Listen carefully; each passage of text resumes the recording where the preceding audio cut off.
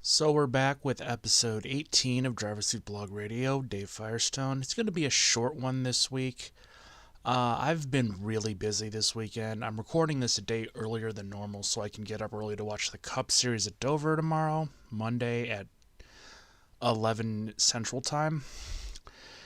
So I'm just going to do some news and notes. We're not going to take a break or anything. I'm just really tired and burnt out.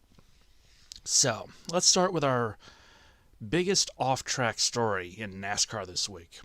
In what can only be considered a really stupid move, Denny Hamlin decided it would be a great idea to post a Family Guy anti-Asian meme in direct response to Kyle Larson's driving on the last lap at Talladega. This did not go unnoticed, and it didn't go over well. Fans and the media quickly picked up on it, and the tweet received a lot of negative attention. Now, Denny Hamlin deleted the tweet Monday night and apologized, stating that, quote, "I took down a post I made earlier today after reading some of the comments. It was a poor choice of means, and I saw how it was offensive. It came across totally wrong." Well, NASCAR was aware of this, and they said, "Okay, Denny, you got to start sensitivity training starting this weekend." Now, his anti-Asian tweet is mind-boggling on several levels. I mean, how do you say something like that in this day and age? But also, he has very close ties to Toyota. Not only does he drive a Toyota for Joe Gibbs Racing, he also co-owns 23XI Racing, or 2310, or however you pronounce it, and they field two Toyotas. Toyota was clearly unhappy with this, stating in a statement, "We have spoken with Denny regarding his tweet from yesterday. Toyota supports NASCAR's decision to mandate sensitivity training for Denny, and we will all move forward together." In all honesty, I have no idea why he thought posting that would be a good idea, and how he thought it wouldn't end the way it ended. It went over exactly how most people predicted it would have, and I'm actually kind of surprised he didn't get a suspension. Given how mad some people were, I think maybe he should have been. These kinds of jokes don't work anymore, and all they do is piss people off and make you look like the jerk. Now, this one is actually, this next story is actually, it's kind of sad, but it's also really hilarious at the exact same time. So, ARCA Series driver Daniel Dye was arrested Tuesday and charged with felony battery for allegedly punching a classmate in the groin. Now, this has been picked up from several news sources. I'm going to quote the arrest affidavit. Dye's unnamed classmate said that while he was sitting in class, the teen came up to him and began, quote, grinding and dancing against his face. The victim tried to push Dye away, but Dye continued grinding against him. When Dye stopped dancing, he allegedly punched the victim in the groin. According to the victim, I feel bad laughing at this, but it is kind of funny. His scrotum was swollen and bruised, and he was unable to go to the bathroom. He later went to a hospital and was diagnosed with a possible ruptured testicle. I feel bad laughing at that, but how do you know if it's a possible ruptured testicle? Do you not have a definitive way of figuring this out? I mean, we live in the 21st century. This isn't like doctors in the 1800s. Here, eat this root. It'll make you better. How can it be a possible ruptured testicle? Your testicle is either ruptured or it is not. There's no middle of the road here. Wow.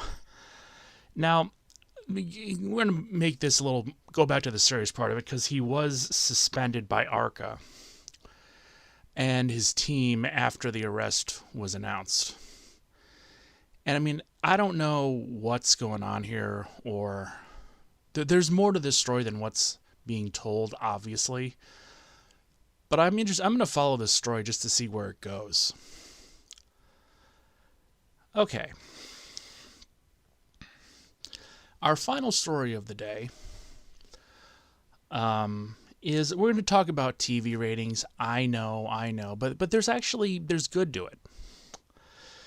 So for Talladega, I'd predicted that the Talladega ratings would go up. It was a great race. It was on free TV. Actually, I was wrong, but not by much. Fox earned a 2.61 rating and 4.682 million viewers for Sundays for the Talladega race, which was down 1%. So the last year's Spring Talladega race did a 2.81 rating with 4.701 million viewers. So it did lose viewers, but it's not a hemorrhage. Now, the Xfinity race got 2.061 million viewers, which was the most viewers of any event since the 2007 Daytona race, which, okay, that's a good thing. Now, I'm going to quote an NBC article by Dustin Long, who was talking about how this year Cup Series races have seen greater attendance, and I think I know what's provoking that. We'll get to that in a minute. But while NASCAR doesn't release attendance figures, according to Long, Talladega's Superspeedway's crowd for last weekend's Cup race was its largest for any event since 2017. The Bristol Dirt Race had the largest crowd for any spring event since 2017. Martinsville, Atlanta, Phoenix, and the Daytona 500 all saw upticks in their fan attendance. Now, Daytona, that one, it's going to draw no matter what. It's like the Indy 500. It could be a terrible race, but it's going to draw because it's the Indy 500. Same thing with the Daytona 500. It's going to draw no matter what. With some of the lesser tracks, I have I don't even think it's a bold theory. Because if you think about it, number one, there are no political controversies going on in the sport this year. So you had some last year, you had some in 2020, but they're the sort of thing where it's just, they're like all over the news for like a couple weeks, and then you forget about it and move on. So far, this hasn't happened yet, which is a good thing. And also, you have a lot of fans who are now able to attend races because they're able to afford tickets, or they haven't been to a race in a while. And they're like, why not? So yeah, I think we're getting back to normal. Well, we're getting back to the new normal. And there's going to be, I hope that these trends continue. I really do. I don't want racing to die. I mean, it's never going to die. There's too much money in it. But I like the fact that both ratings and attendance are going up. And yeah, I'm happy about that. And before I sign off for this week, I know it's a short one. I'm burnt out. I'm burnt the hell out. I want to address something on the Driver Suit Blog website, thedriversuitblog.com. I've had some technical issues, especially with the paint scheme tracker. I think I've got those fixed.